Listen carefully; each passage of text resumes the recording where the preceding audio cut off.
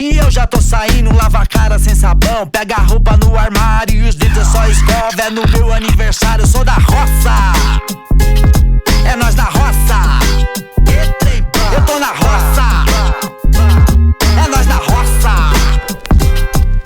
A Zefa faz café e aqui nós não tem luxo, mas pra ir trabalhar eu quero encher bem o meu bucho. Quando eu saio no quintal, dou milho pras galinhas. Quando eu pego no sabugo, elas piram as coitadinhas. Pros porcos eu dou lavagem, pras vacas eu dou capim. Eu olho pra cabrita, ela tá olhando pra mim. Não adianta vocês mardar, não venha com bafão. Quem é que nesse mundo não traçou a criação? Eu sou da roça.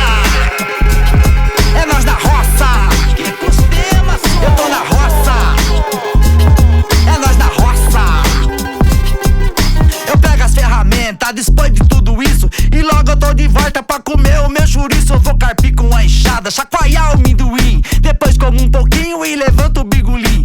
Acabando o trabalho, eu saio andando a esmo. Ainda bem que eu trouxe o meu saquinho de torresmo. Eu sou da roça. É nós da roça. Eu tô na roça. É nós da roça.